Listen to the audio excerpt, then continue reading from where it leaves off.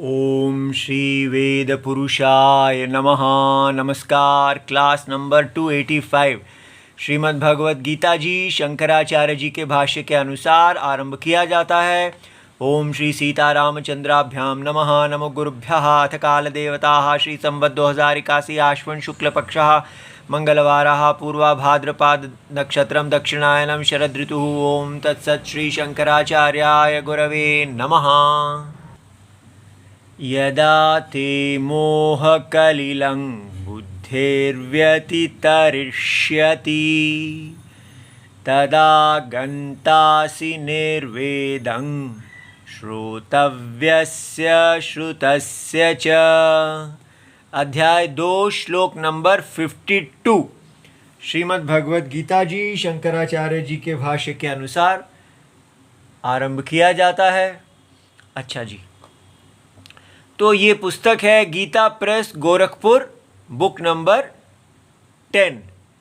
अच्छा, अब हमने पिछले श्लोक में देखा कि कर्म योग जो बुद्धि है उसको भगवान क्रम से धीरे धीरे उसका विस्तार कर रहे हैं।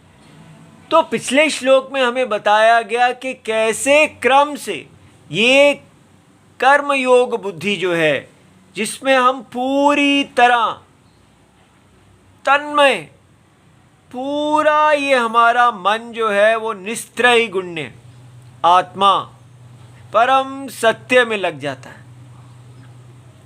वो त्रैगुण्य विषय नहीं रहता, वो निस्त्रय गुण्य अर्थात जगत के सत्य साक्षी आत्मा में प्रेम करने लगता है।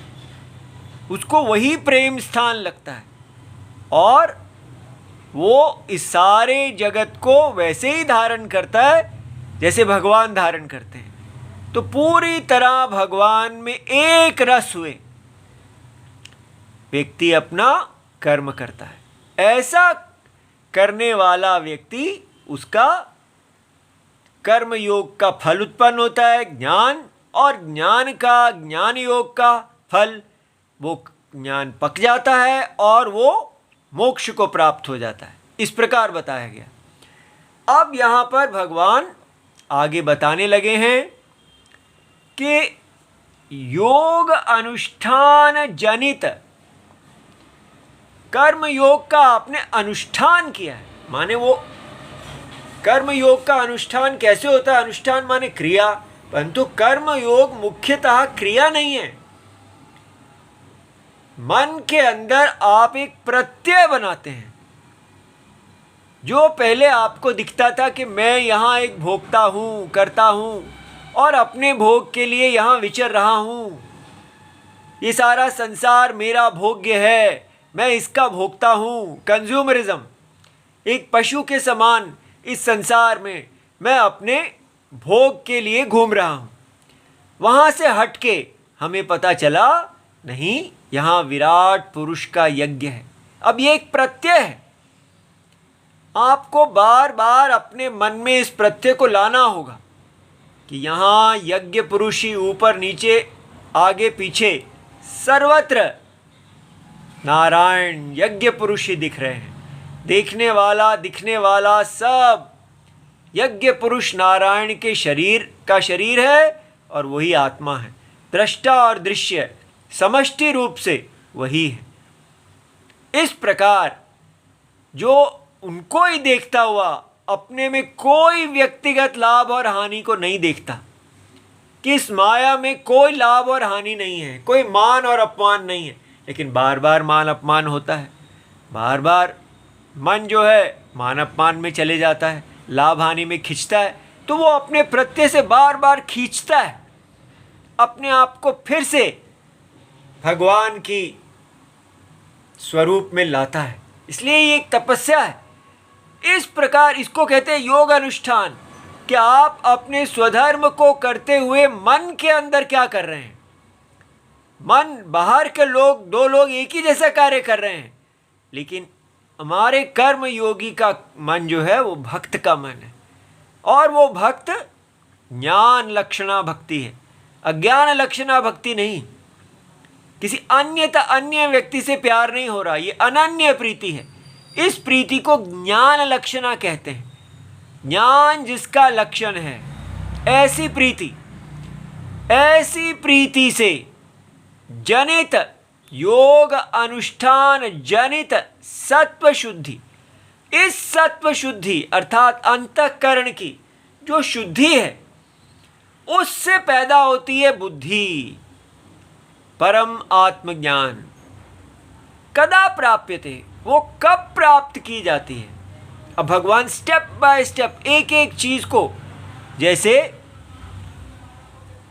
माइक्रोस्कोप के नीचे रख के हमें बड़ा करके दिखा रहे हैं। तो ये आपको समझ में आया कि जब कब व्यक्ति किस क्रम से चलता है, कर्म योग करते करते क्या होता है कि कर्म ब्रह्म ज्ञान की उत्पत्ति हो जाती है, सत्य के ज्ञान की उत्पत्ति होती है।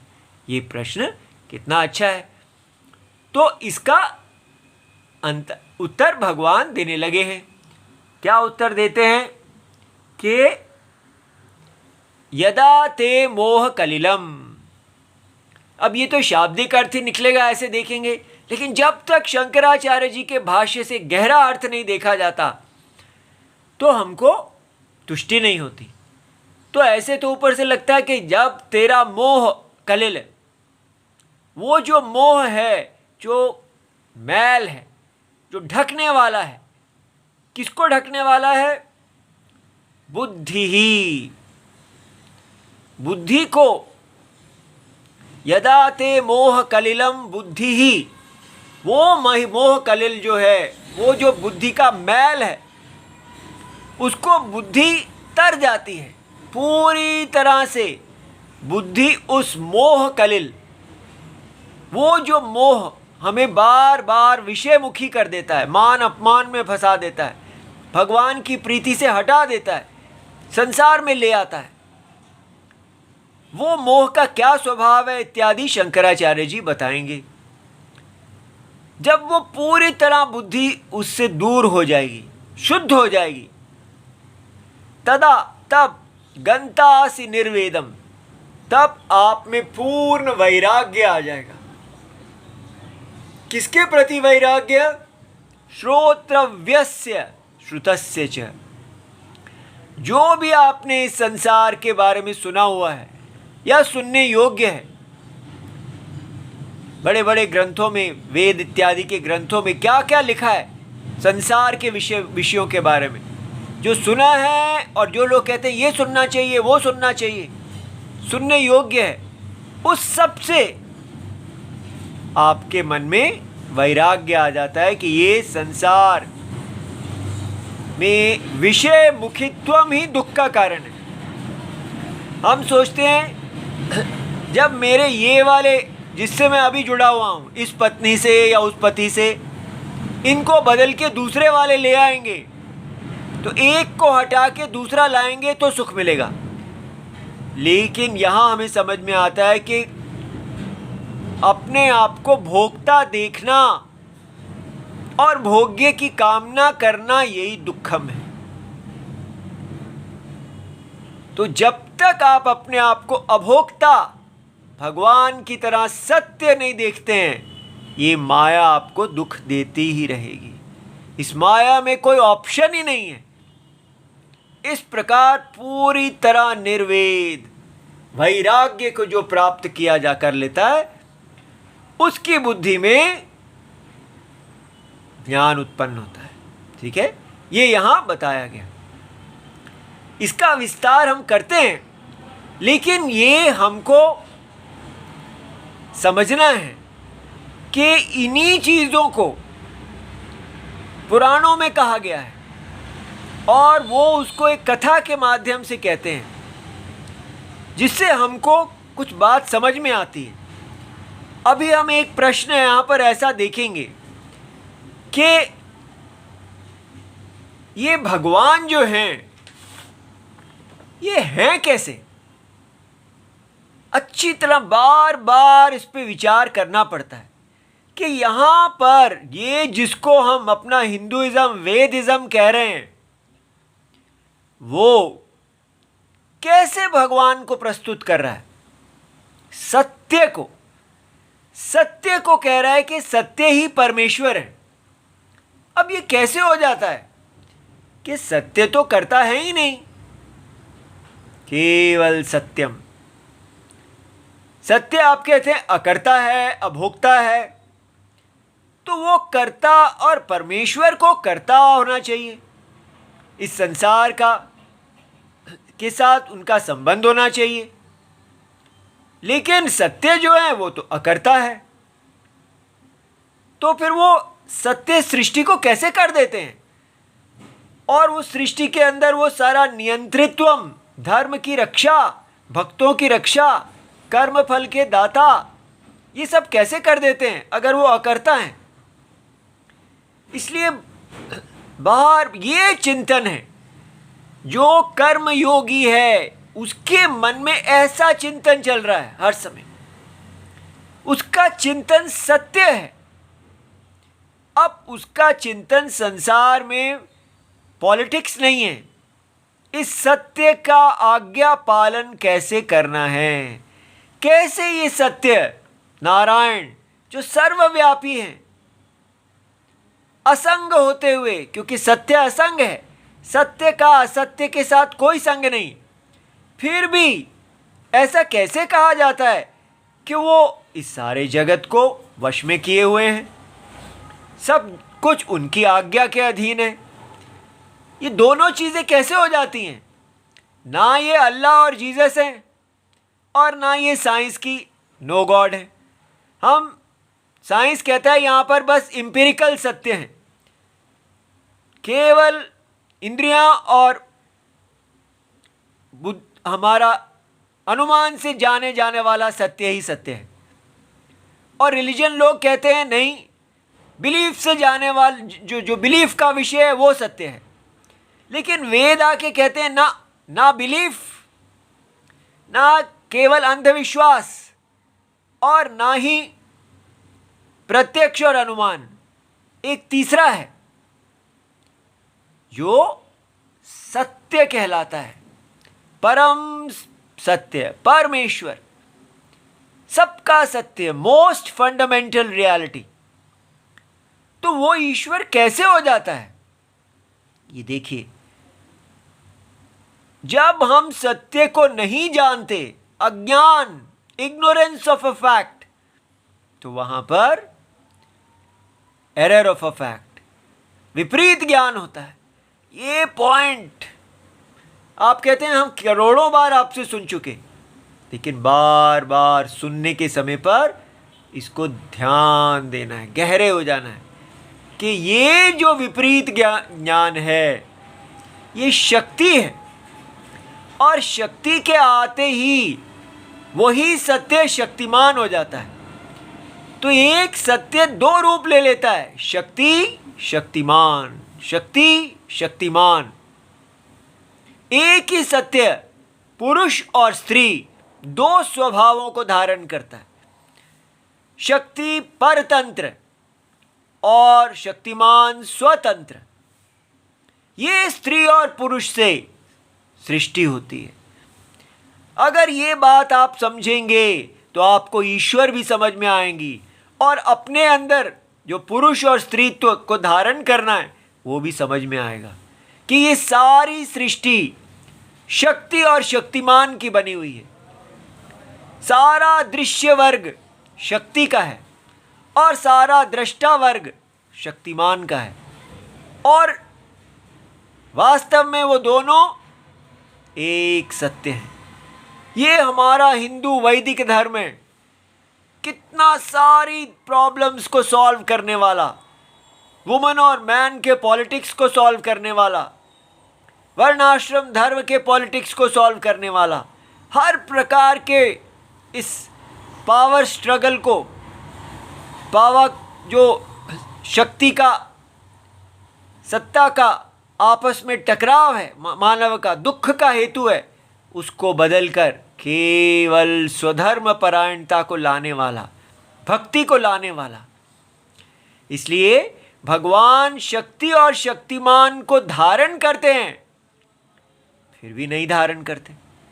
ये जो चक्कर है, साइंस नहीं समझ पाएगी और रिलीजन भी नहीं समझ पाएगा, लेकिन भगवान से प्यार करने वाले निर्मल बुद्धि समझेंगे कि सत्य असत्य रूप शक्ति शक्तिमान संबंध को धारण करते हैं और नहीं भी धारण करते हैं। ये बात समझ में आ गई। दोनों एक टाइम पे कैसे हो जाता है? क्योंकि ये असत्य है। असत्य की कोई सत्ता ही नहीं है। इसके अंदर जो सत्ता है वो सत्य की है। अस्तित्वम, तो जो अस्तित्वम आपके शरीर में है वो सत्य का है। और जिसने उस अस्तित्व को जो ये नाम रूप हैं जिनको अस्तित्व ने व्याप्त किया हुआ है वो माया है। ठीक है, माया मायावी संबंध को आप अपने शरीर में अपने अनुभव में देखिए कि ये माया मायावी संबंध केवल इतना है, इतना आप देखते हैं। और इसी को ही आपने समझना है कि परमेश्वरा कौन है? समष्टि मायावी और समष्टि माया। इस प्रकार हर छोटा छोटा छोटा जो है वो समष्टि मायावी और समष्टि माया के अंदर प्रविलापन घुल जाता है। भगवान की चाशनी में रसगुल्ला एक रस हो जाता है। ऐसे ये मीठा प्रेम है जिसमें जिसको यहाँ कर्म योग कहा जा रहा है। ठीक है, भक्ति योग, जिसके अंदर जाते जाते हम पूरी तरह से भगवन्मय ही हो जाते हैं। अब ये देखिए, आपको एक भागवत पुराण से एक प्रश्न दिखाते हैं जो आपको और शुद्धि प्रदान करेगा। ये प्रसंग श्रीमद् भागवत महापुराण का 7वें स्कंध और प्रथम अध्याय में से लिया गया है। तो वहाँ पर एक प्रश्न रखा जाता है कि ये कैसे है कि भगवान, अभी हमने देखा भगवान तो सत्य है और सम है, उनके अंदर समत्वम, जो योग कर्म योग में जो गुण हमें धारण करने के लिए कहा जा रहा है कि समत्वम, सारे प्राणियों के लिए सुहृद भाव, उनकी मित्रता, किसी के प्रति कोई राग द्वेष नहीं, किसी का मित्र नहीं, किसी का शत्रु नहीं, ऐसा है हमारा कर्म योगी। केवल धर्म, जैसे अर्जुन को कहा जा रहा है कि आपको नहीं देखना कि आपके सामने आपका प्रिय है या अप्रिय है, आप धर्म रूप हैं, निमित्त मात्रम भव। आप इस समष्टि यज्ञ में न भगवान के निमित्त हैं। जैसे भगवान का कोई राग द्वेष नहीं है, कोई अपना नहीं है, कोई पराया नहीं है, क्योंकि वो सत्य है। सत्य का इस माया में कोई अपना पराया नहीं है। वो केवल उसको धारण कर रहे हैं और अपना रोल कर रहे हैं। जैसे कि कोई नाटक में रोल किया जाता है, सामने जो लड़की आपकी पत्नी है और बच्चे हैं, उनके साथ आपका कोई संबंध नहीं है, लेकिन आप उस रोल को धारण करते हैं। लेकिन वहाँ पर एक एक्टिंग है, बस उतना ही पकड़ना है कि रोल को धारण करने वाला सदा विरक्त है, क्योंकि वो जानता है सत्य कुछ और है और असत्य कुछ और है। ठीक है, इसी प्रकार यहाँ पर भी हम देखते हैं विचार करके कि आत्मा साक्षी है और वही आत्मा साक्षी आत्मा भोक्ता भोग्य में पूरा व्यवहार कर रहा है। तो वो व्यवहार के अंदर ही आप विरक्त हो जाते हैं। तो यही प्रश्न पूछा गया भगवान से। परीक्षित जी ने शुकदेव जी से पूछा कि हे भगवान, आप ये बताइए कि भगवान तो आपने कहा अजय है, वो तो कोई उनका जन्म नहीं, कोई मृत्यु नहीं, वो तो परम सत्य अविनाशी आत्मा है। तो फिर वो ऐसा कैसे करते हैं कि वो इंद्र का जैसे पक्ष लेते हैं, देवताओं का पक्ष लेते हैं और दैत्यों को के विरुद्ध जाते हैं और उनकी हत्या करते हैं? ऐसा कैसे हो जाता है? तो भगवान शुकदेव जी उत्तर देते हैं कि वास्तव में भगवान निर्गुण, अजन्मा, अव्यक्त और प्रकृति से परे हैं। ठीक है, ऐसा होने पर भी उनकी माया के गुणों को वह अपनी माया के गुणों को स्वीकार करके, अब ये स्वीकार करना क्या है? अज्ञान दृष्टि।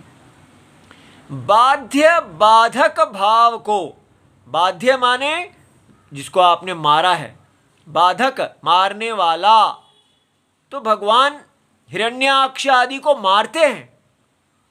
तो ऐसा अर्थात मरने और मारने वाला दोनों के परस्पर विरोधी रूप को ग्रहण करते हैं।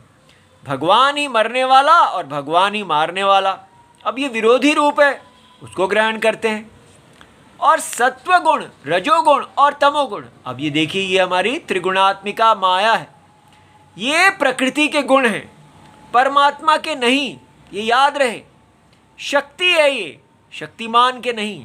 लेकिन शक्ति और शक्तिमान दोनों को धारण किया सत्य ने, ठीक है। धारण करने पर भी ना वो शक्ति हुए, शक्ति बने भगवान, और ना शक्तिमान, ना देवी ना देव, फिर भी हैं।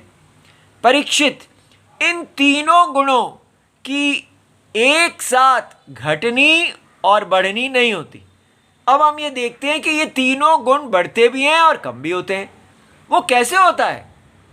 भगवान समय समय के अनुसार गुणों को स्वीकार करते हैं।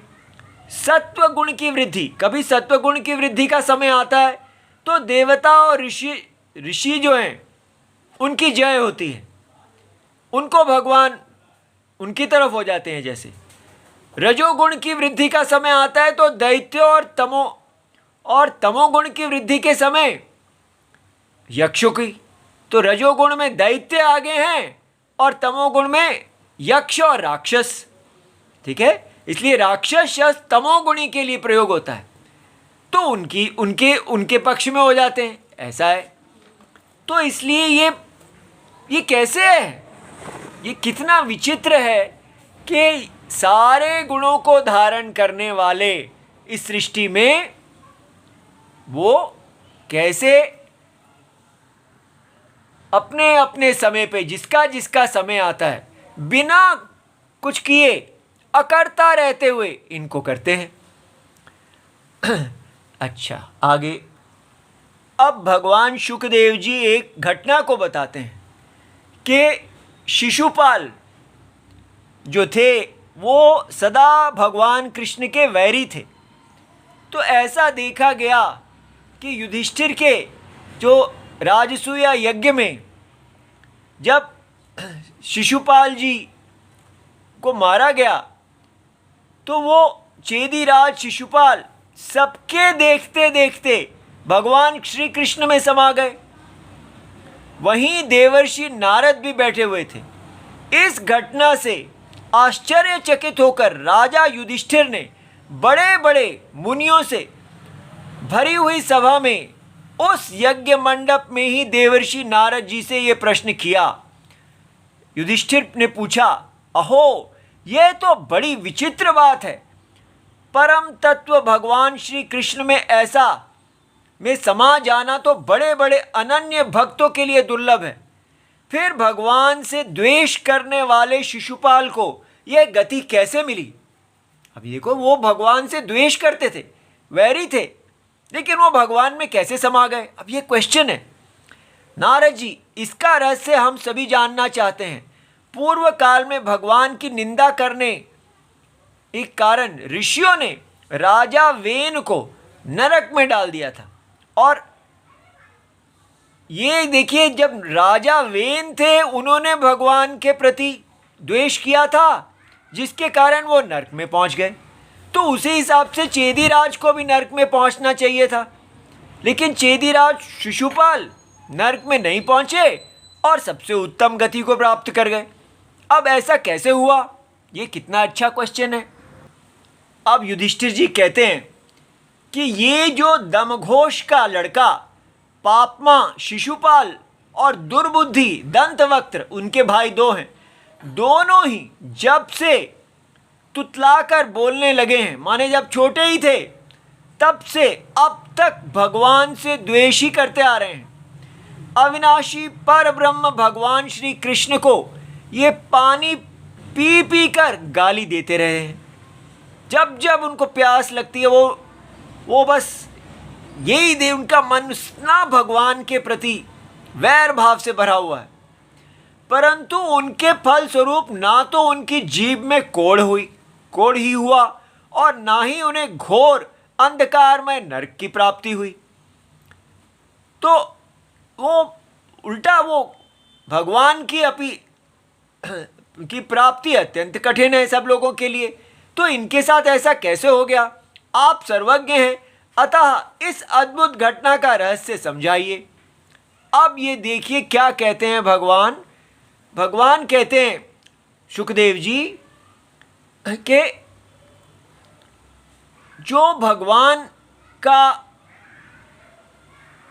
इसलिए चाहे भगवान में किसी भी तरह से व्यक्ति का अगर ध्यान लगता है, इसलिए चाहे सुदृढ़ वैर भाव से या वैरहीन भक्ति भाव से, भय से, स्नेह से अथवा कामना से, कैसे भी हो, भगवान में अपना मन पूर्ण रूप से लगा लेना चाहिए। भगवान की दृष्टि से इन भावों में कोई भेद नहीं है। अब ये बड़ा अजीब क्वेश्चन है कि हम कहते हैं तो फिर तो ये सारे गुंडे इत्यादि जो हैं, ये रेपिस्ट इत्यादि हैं, ये सब भी फिर भगवान में ही पहुंच जाएंगे।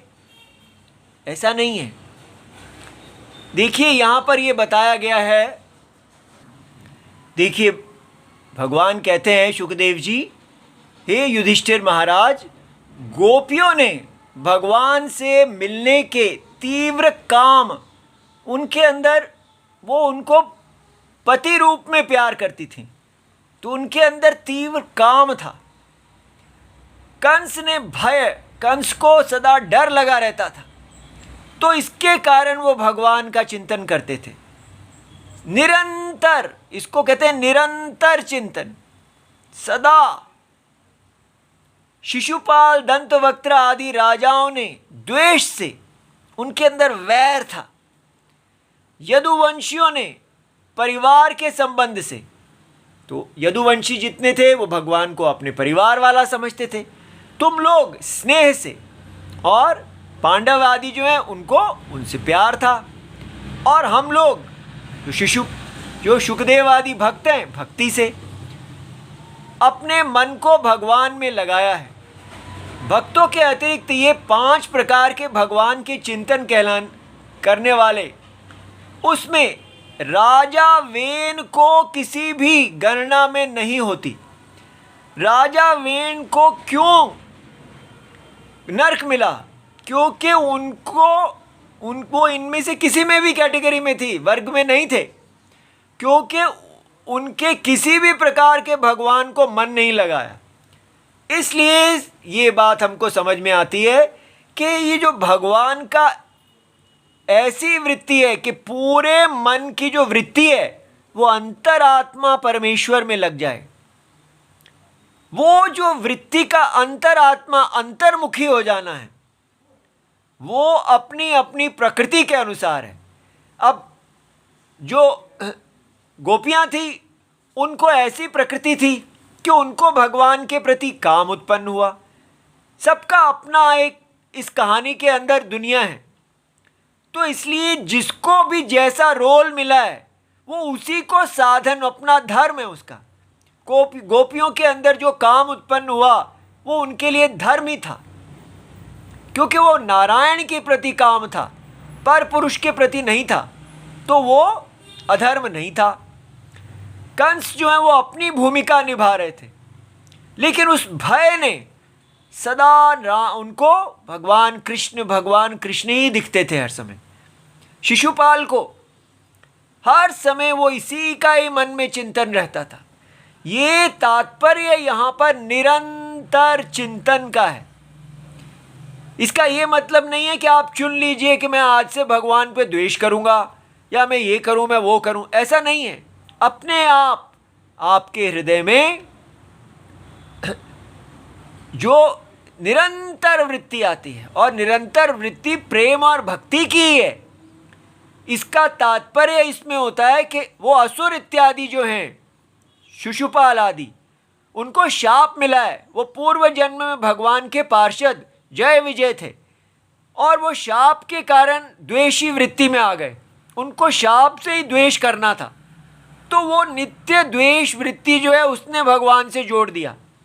हम लोग जो है, हमारे लिए भगवान से प्रेम करना या काम वृत्ति आदि भगवान के विग्रह में जो भी भावना में आती है, भगवान हमें पुत्र जैसे लगते हैं, कुछ भी लगते हैं, वो सब किसी भी वृत्ति से हमें वहाँ पर एक निरंतर वृत्ति, जैसे तैल धारावत, तेल की धारा एक एक बिंदु की बनी होती है, लेकिन जब ऊपर गिरती है तो एक हो जाती है, टूटती नहीं है।